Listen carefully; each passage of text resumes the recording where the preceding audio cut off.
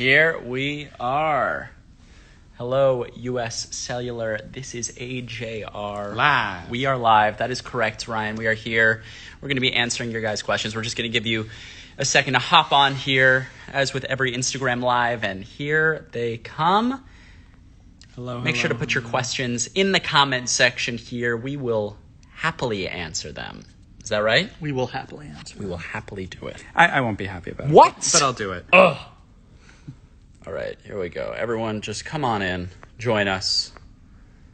There we go. Okay. Right. While we're waiting for people, you want to go with the first question? Let's go. Let's just do it. Adam's going to fire off some Okay. first. A couple of these are from Twitter and a couple of these are from Instagram, but then we'll get to some of the ones that are coming in now. Okay, cool. On Twitter, @Cass said, how do you maintain that AJR sound while reinventing yourselves and your music with each album? Ooh, great question. That's a great starter. Wow. Yeah. It's something that we think about constantly. It's something that kind of keeps us up at night because we definitely feel like we are uniquely ourselves, and we kind of invented this thing, whatever it is, of being so blatant in the music. And there's such a balance of, like, is it cool? Like, I think something like Netflix Trip, like a song about The Office, could so easily be not a good song. It could so easily be an uncool song. And I think we work really hard to find that balance of, oh, this actually does feel important. And so it's hard to kind of do that again and again, but keep growing and keep feeling like it's honest to us. So that's the thing that we spend, like, number one most of our time doing. That's a very good question, though. Yeah. Yeah. Good answer, too. We completely forgot, but we're supposed to mention the acoustic show that we're doing. I guess that's my job. So on December 18th, we are doing an acoustic show in partnership with uscellular. You just have to enter in order to get access to it, and you can also enter to win a meet and greet with us. Okay, now back to questions. Let's see. Has street performing affected how you do shows today, and if so, how? Yes, in a very big way. I think it was really smart. It's kind of like throwing yourself in the deep end of the pool to learn how to swim. Which a lot of people say is the most effective way to do it. I would actually agree. You're putting yourself in the most nervous situation you could possibly be in, which is performing on the streets of New York, covers that people don't really want to hear early in the morning while they're trying to get to work. So you're basically setting yourself up to fail. So if you can engage an audience that actively doesn't want to see you, think about what you can do when people actually pay tickets to come see you. So if you have that training, I think you can do some pretty good stuff. So I think that's why we've been able to kind of get really creative with our shows. I think it's just really from those street performing because days. I think that still exists to some level. Like, everybody gets bored at some point. So everybody becomes that guy on the street that doesn't care at some point. Even at our shows, I'm sure some people are like, hopefully not our shows, but at shows in general, people are like, all right, I get it. They're playing music and they look at their phones. So our brains go to, how do we get them to not look at their phones and constantly be looking at us? Right, totally. Yeah. This question is specifically for Ryan, I think. @Ian Jones says, what can you tell us about the new album, and when is the exact release date? Why is this specifically for me? If there is even a new album. Yeah, how do you know it? We've never said it. I think we've said it a few times, actually.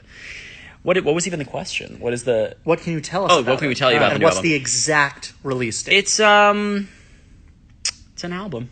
Huh? It is. Wait, Adam, was this actually specifically for me, or? No, I just thought you would be a good Nice. person. He's a good answer. Album drops tomorrow. Oh my God. What? No, kidding. No, we're working on the album. I would say we're probably like 2/3 of the way done working on the album. It's different. Yeah, it's like we try to change it up. I mean, it's different, but still has, you'll still hear these songs and say, okay, AJR definitely wrote those songs. So, which is something that the fine line that we try to walk with every single new album. Yeah, but I'm pretty proud of what we've done so far. The people around us are very excited. Our dad likes it a lot so far. He likes everything, so that's not a good judge. Oh, yeah. Right. It's probably not good. So Sarah asked, if you had to tell your younger self one thing, what would it be and why?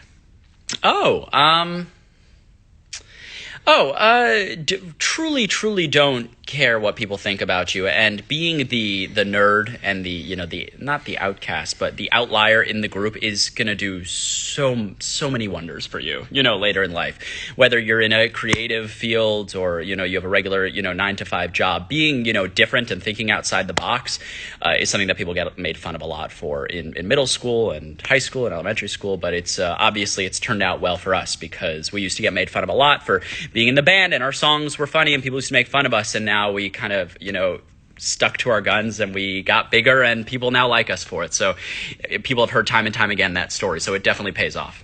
In a second, we're going to go to some of the questions that are coming in here. But what is your favorite song that you've ever released and why? You want to start? Yeah, probably Next Up Forever. Yeah. Are you most proud of that one? I think so. I think it's the most adventure of a song maybe that we've ever made. I think so too. Most It ambitious. definitely, it was definitely the most effort that was ever put into making a song. Period.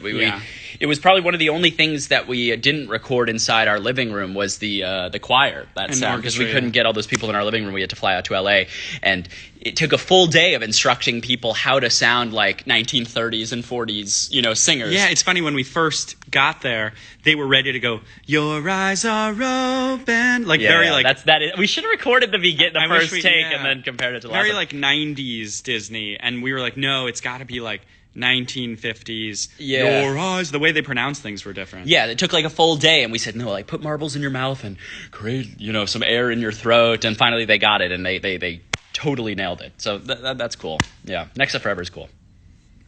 I think we can start to take some questions from here. I Well, saw, I'm just gonna just as a more casual one, Yeah, I go. saw, what TV shows are you guys watching? Ooh, Pen 15 I Pen just 15 is finished. really good. Yeah, that is such a fantastic show.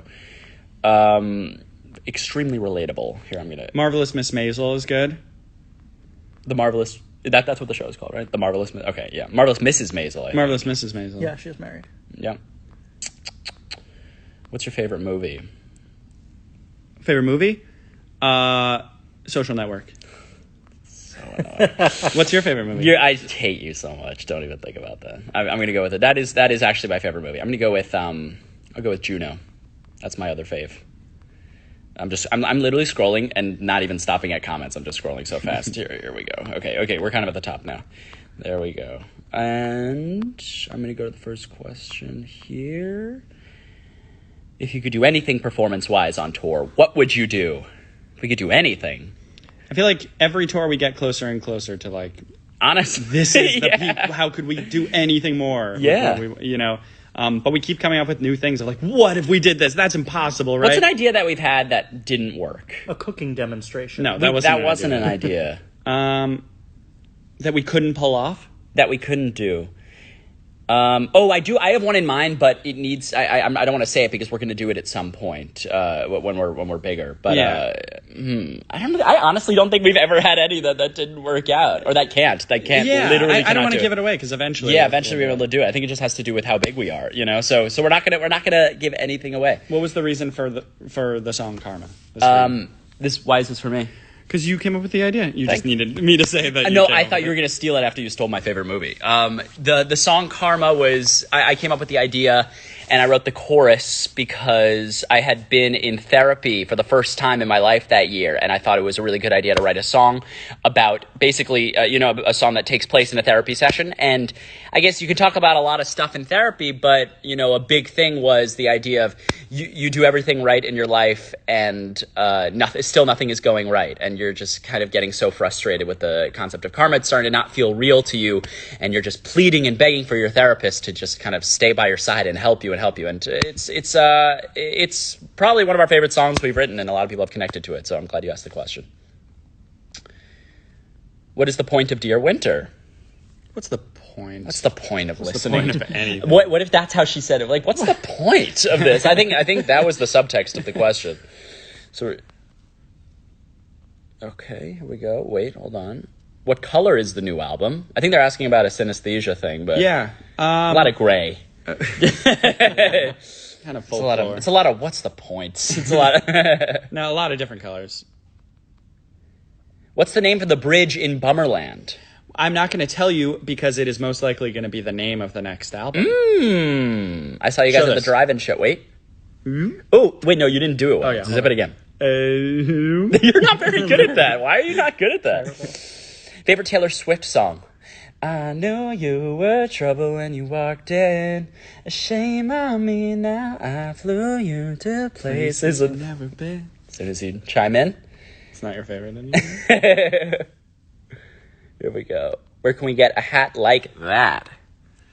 I never disclose the location. You guys have to go find it for yourself. Although I'm sure if you typed in Jack Hat, it would come up. LLB. No, Brian! I said we don't disclose it. Favorite song to play live? Honestly, the big songs are really fun because you can kind of go anywhere and people will know it. You can go to a tiny little fair, in middle of nowhere, and there'll be 3 people in front of the stage and they'll hopefully still know the words to Weak, which is a really cool feeling. So that's very cool that we can say that because not a lot of people can say that they have those kinds of songs. What's your favorite woodwind instrument? This is something we think about a lot. Piccolo. Nice. That's a good answer. Didgeridoo. Is that a woodwind? Not so sure that's a woodwind. There's wind rolling. There's definitely wind in it. You got that right. Did you ever think you would get to where you are today? Absolutely not. And I'm not sure what goes on in other artists' minds of, yeah, I deserve this and I'm totally here, but I don't think we'll ever really understand getting to this place because it was so slow and kind of all the odds were against us for such a long time. So we're really lucky that we just practiced enough in order to have people care about the music. What is the biggest influence that made you guys want to create Neotheater, the album? What were we listening to? I guess. I know what you're going to say. Go ahead, though. A lot of Israeli hip hop. That was a big influence on the production. A lot of 1930s and 40s choir music. That's how we achieved that sound from the beginning and the end of the album. We realized that, a lot of a lot of fans and people will listen to the most current songs to look for the catchy, melodies that make you feel good. But they don't realize that those melodies and catchiness was invented at some point. So if you go back to, the 30s and 40s and you listen to some of these songs that you have no clue who's singing, you'll hear some of the most original, the catchiest melodies ever. Yeah. And you'll be like, oh my God, there's a whole new era of music that I didn't know felt so good. So we kind of dug into that and we were like, oh, every new song has these great catchy chords. So that is what inspired us. What's the last time you drank water? Go. Just a few minutes. Ryan, take a sip. Right now. Right now. Get it. Yeah. Your music tells a story. Ever think about writing a Broadway musical? We are actually that is in progress, actually, in a real way. We're working with a big executive, this big producer that's a Broadway producer. He's put on a few shows already that have done extremely well, and he's working with us. So we've actually created a concept, and we're already starting to write the song. So that is in progress. That's actually like a dream come true. That is, I think even before we started street performing or making the band music, I think doing a Broadway show was our dream, which is so funny. What was your favorite part of the Neotheater tour production-wise? I guess the light suits at the end were that was a great moment. I think I'm so impartial to the when the big Jack and the impartial to it, not impartial. What did I say? You said impartial. No, I don't think I said impartial. I hope fans were recording it because you literally did. I don't think I said it. But we're working on something now that I think just may blow the Neotheater production out of the water. So you'll have to wait and see what that is. Nice.